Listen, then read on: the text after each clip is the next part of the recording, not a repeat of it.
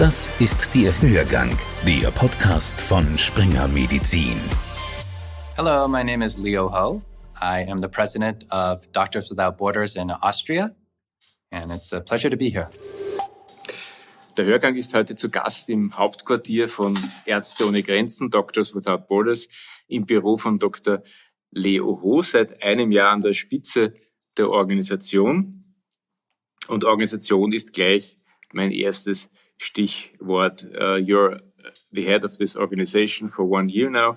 And speaking of organization, means a lot of paperwork, means a lot of reading and studying.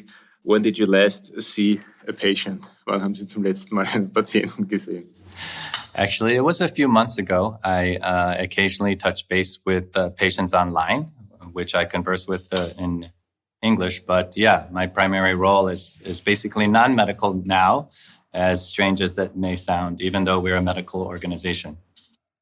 Ärzte ohne Grenzen wurde 1971 gegründet. Doctors Without Borders was founded in 1971, and the times back then, the stagflation back then, bears some resemblance to our days. Also die Zeiten, die Inflation in den 70er Jahren und ausgelöst durch die Ölkrisen wird von Experten herangezogen, um es mit der Inflation, der Teuerungswelle unserer Tage zu vergleichen. Was mich jetzt interessieren würde, wie geht eine große Hilfsorganisation damit um? How do you as an organization cope with inflation and the fact that everything becomes even more expensive? We try the best we can. Obviously, we have no control over how much medications cost, medical supplies, gasoline, other items that we need to operate in the field around the world. But we have the enviable position of having many dedicated donors, most of whom are private citizens, who support us generously despite very difficult times. So it's the additional support of private donors that really enable us to overcome obstacles as these. Is there anything the government could do? Well, for Doctors Without Borders, we actually we do not try to solicit help or funding from governments. And that is not because we oppose any particular government, but we find it important not to do so to maintain our absolute independence. And that's why we actually encourage support from private donors. And that's done so we can feel that we have complete independence of the medical decision-making that we do, which is basically based on impartiality, which is helping those most in need. And we definitely would like to avoid a situation where we become reliant on funding from particular governments over time, and then we'd have to worry about that funding being withheld from us. So that's why we take these decisions that we do. Ärzte ohne Grenzen bemüht sich also gar nicht um staatliche Unterstützung, aus dem einfachen Grund, weil man seit der Gründungszeit oder in den Gründungsstatuten festgeschrieben hat, dass man überparteilich und neutral sein möchte. Mr. Ho, der Krieg in der Ukraine hat die Welt, wie wir sie in Europa kennen, auf den Kopf gestellt. Wir sind gewohnt, in friedlichen Zeiten zu leben. Hätten Sie sich gedacht vor einem Jahr, dass Sie einmal vor unserer Haustür im Einsatz sein werden? War in the Ukraine has turned our life upside down.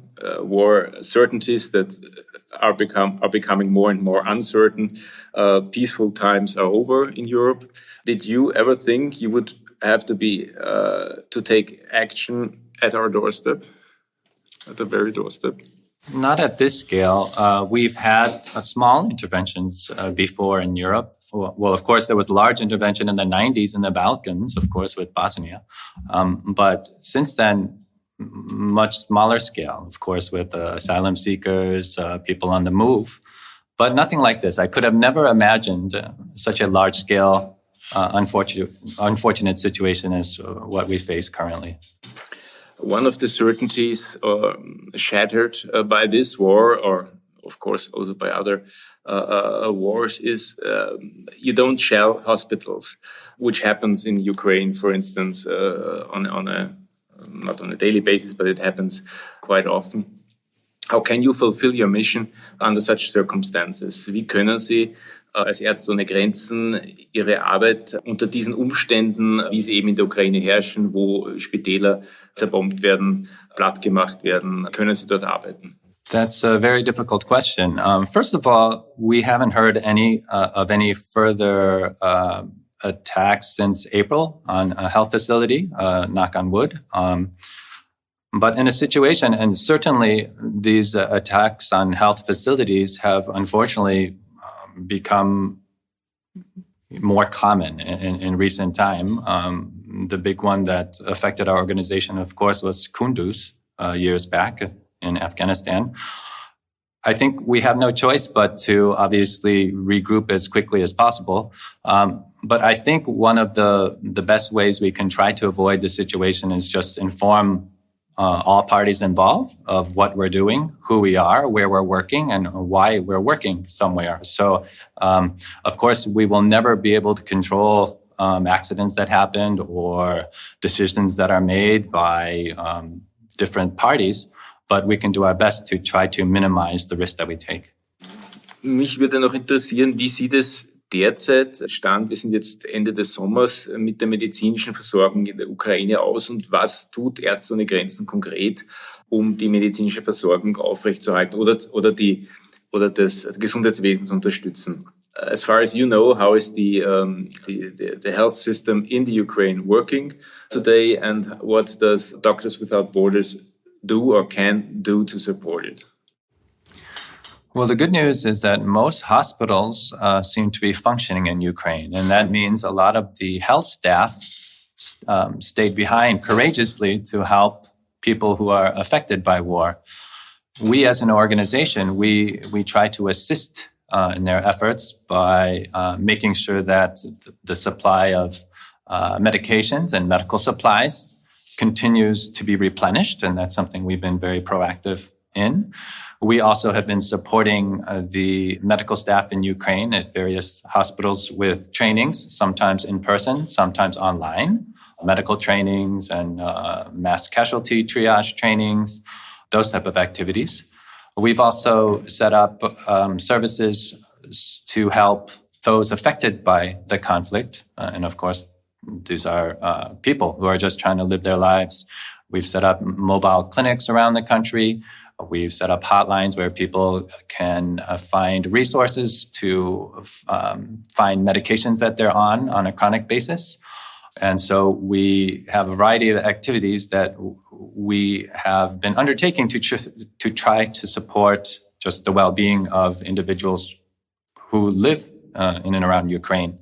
But I think it's important for me to highlight that we are only a small part of what's going on in Ukraine. The bulk majority of the hard work is being done by the health staff who stayed behind to work in these hospitals and clinics. And so I definitely want to highlight that, and that is extremely important. We're just trying to assist and not get in the way. Wir sind es war im Frühling, glaube ich, in einem Zug mitgefahren, Medical Train, der zwischen Lemberg, also Lviv, und dem Osten des Landes verkehrt. Und mich würde jetzt interessieren, ob diese Verbindung immer noch besteht. Is that this medical train with an intensive care unit on board, is that still operating? We have medical trains still operating, and they're mostly transporting medical cases from hospitals and the area where there's heavy conflict. These patients are being transferred to regions where there's no active or less active fighting, where there's more hospital capacity to take care of these patients. Whether there's still an ICU on the train, I'm not sure about that, but for sure, there are multiple trains still transporting patients from regions that are precarious to regions that are better suited to take care of the patients. As in all cases of transporting patients, whether it's by car, by helicopter, by plane, there has to be a set of criteria. You naturally wouldn't transport someone who you would be worried about actually surviving the trip, because then we would be doing harm. So the patient in general has to be stable enough to be expected to do well during the transport. And it would have to be a medical condition that would be able to be treated at the destination. So those are two of the more important criteria. What is needed most right now? Well, what is greatly needed is medical care for those who have become war wounded. And the good news is, like I said, there's quite some staff still operating in Ukraine. And a lot of the support is making sure that there are enough medications and medical supplies and non-medical items like solar panels for electricity when there's no opportunity for electricity, gasoline to run generators. So any type of item which may be useful to a health facility to continue to operate is one of the main areas of need. Der Winter naht, so surreal das bei 30 Grad auch klingen mag. Winter is coming. Es schaut nicht so aus, als würde bald Frieden herrschen. Also der Krieg wird weitergehen, auch über den Winter hinaus. War will continue for the next months to come. What is your worst case scenario? Well, the worst case scenario is that the conflict continues through the winter and innocent civilians will be affected. We have a lot of reports of civilians actually leaving their homes to seek safety, and those who are actually left behind, there's reports of people living underground for safety, escaping shelling. So some individuals don't have access to light, food, water, or toilets. And that is a very precarious situation because it's already uncomfortable enough during this warmer time, but I cannot imagine how this scenario would happen in winter, where there's basically freezing temperatures. So this has me very, very worried. All the innocent civilians who are unable to return to their homes. And this doesn't even account for all the ones who have been displaced, which is actually even more than the ones who stayed behind. And when you're not at home and you're not used to your regular style of living, actually with the, even trying to find bare necessities becomes quite a challenging task. So this is very, very worrisome. Überdeckt der Konflikt in der Ukraine andere Krisenherde? While we are mostly concerned with the situation in the Ukraine, there's a civil war breaking out in Libya and some conflicts haven't even ended, which have quite vanished from our minds. Are we in danger of drowning in crisis in the next year? Besteht die Gefahr, dass wir irgendwie untergehen in lauter Krisen? Oder drückt diese Vorstellung?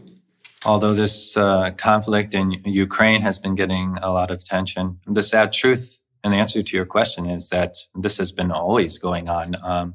There's been lengthy conflicts in many countries around the world that we barely even hear about because they're not in Europe or because they're just no longer reported on because they've been going on so long. So, for example, in Ethiopia, Yemen, Afghanistan, Syria, Eastern Congo, many countries around the world, Myanmar, there's active conflicts going on that we just don't hear about anymore. And I think that's one of the most important points I'd like to make, that it's not just Ukraine, it's everywhere where lives are affected because of conflict. And it's unfortunately ubiquitous. It's everywhere. And we need to do something about it. And we as an organization, obviously, we don't just support Ukraine. We are supporting our projects everywhere in the world where we feel that there's a need. Change of subject. The second crisis that's on our mind here in Austria is COVID-19. Here we have wir haben hier eine breite Palette von Impfstoffen. We have a wide variety of vaccines at hand in Austria. Aber nur sehr wenige Leute lassen sich impfen. Only few people get vaccinated. From your perspective, from your international perspective, sind wir Ausnahmen, or is this typical for rich countries, our behavior? No? We have everything at hand, we don't use it. No? Yeah, that's a difficult question to answer. First, I would say I think most Austrians are vaccinated, which is good. But of course, there's a lot of Austrians that are not vaccinated. But yes, you could say that. I would say it's not just Austria. I think many high-income countries have this embarrassment of riches to the point where you can kind of hoard and stockpile vaccines to the point that millions of them expire. But I don't believe it's just Austria. This is just what happens when you're lucky enough to win the lottery of living in a high-income country. Obviously, your needs are met first compared to middle and low-income countries. So it's the kind of the rules of the game, which is unfortunate. But this is something that we directly try to raise awareness about. So, for example, lower income countries have a much more difficult time to receive COVID vaccines. And this is something that we've been trying to advocate on behalf of. So, for example, as you probably know, yes, a lot of the global north have been fairly successful in procuring their share of COVID vaccines, where the global south has been left behind. And one potential solution, which has partially come about, is the World Trade Organization TRIPS waiver. And the TRIPS waiver is an agreement that states that in lower income countries who are unable to afford vaccines and medical supplies in a situation that we have now, like COVID, intellectual patents can be waived or should be waived, where the country can affordably access these vaccines and medical supplies despite the intellectual patents of the large pharmaceutical companies. And this is something we freely support and we've been advocating. And we just hope that eventually it reaches the point where nations that need this waiver can get the unconditional support that this waiver could provide. Dieser Verzicht auf den Patentschutz auf Covid-Impfstoffe, der wird jetzt seit einiger Zeit diskutiert im Rahmen der WTO eben. Wo stehen wir da jetzt? Where do we stand in this issue? Well, the compromise inside. In June, so right now there was I guess you could call it a partial agreement or a compromise in June. It was decided that COVID vaccines would be included in this TRIPS waiver, but other medical modalities involved with treating COVID are suspiciously not included and would be discussed at a future date. And this is something that we find disappointing, because being able to successfully manage a pandemic is much more than just having one tool. You need to treat patients. Getting vaccines certainly will be helpful if that happens, but we also have an ethical obligation to take care of those that are affected by the disease and being able to diagnose it properly. And so we need all these medical tools, not just one. Is it that easy? No patient protection and that's it, and then everything will work out fine? It's not. I don't think anyone has this idea that it'll be completely easy and solve all the problems, because you still need to transport vaccines. You have to make sure they're stored correctly, that they're distributed and administered correctly. So no, it won't solve all the problems, but it will give us a start where we could actually have some sort of reasonable faith that, that people care enough to care about others, that large pharmaceuticals will put profits aside, not globally, but just in the areas where individuals can't afford these vaccines and other medical products. So if you look at the entire amount of profit that a company would make, there still will be quite some profit to be made. Zu Jahresbeginn hat BioNTech angekündigt, Impfstofffabriken, BioNTainer in Afrika zu errichten. Ich weiß nicht, ob Sie davon gehört haben. Ja? Also quasi BioNTech Pfizer has announced that it will start producing vaccines in some African countries, Rwanda, Senegal and South Africa. Is that something that would make a difference? I don't know how far this the strategy has also is already. But could that make a difference? Also kann es einen Unterschied machen, wenn große Pharmafirmen in Afrika produzieren? I don't know all the details of that proposal, but I still don't think that would be an ultimate solution, because I would have I would question actually how that would affect the pricing and availability of these vaccines in different countries. I doubt that would bring the price down as much as waiving the intellectual patent. I don't understand why. Well, I do understand in a way why a pharmaceutical company would want to come and start ramping up production. It's of course protecting the patent, but I actually, without complete knowledge of the situation, it doesn't sound like a feasible solution to me. Interessanterweise sind in Österreich, dazu hat sich auch ein Ärzte ohne Grenzen Sprecher geäußert, Herr Bachmann, Millionen Impfstoffdosen auf Lager. Ja? Also millions of vaccine doses are stored in Austria, and this storage is growing.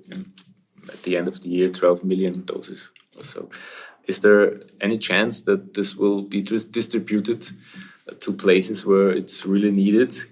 Wie stehen die Chancen, dass diese Reserve, diese strategische Reserve in arme Länder verfrachtet werden kann? Well, we're not the ones that are charged with making this decision. I think me personally, and not speaking on behalf of the organization, I find it a pity anytime a vaccine dose is wasted when it could be used on another person. But yes, it's not up for us to decide. But we can say that we feel a bit conflicted when Austria is hoarding, I don't know if that's the right word, but collecting a bunch of vaccines to the point where many of them won't be used because there's more vaccines than doses required. And I hope that many people are not comfortable with this and that other solutions can be found. Zu einem Ende kommend, was wünschen Sie sich für das nächste Jahr? What are your wishes for next year? Well, of course, my greatest wish would be that all conflicts around the world, including Ukraine, and of course, the other conflicts outside of Ukraine, manage to find peaceful solutions so innocent civilians are no longer at risk, that people can continue their livelihoods. Of course, that is unlikely to happen in all the worldwide conflicts, since many have been going on for decades. But that would be a surreal wish of mine and probably many in the organization. Thank you very much. Thank you for having me for this interview, and I'd be happy to join you at any time in the future. Hörgang, der Podcast von Springer Medizin.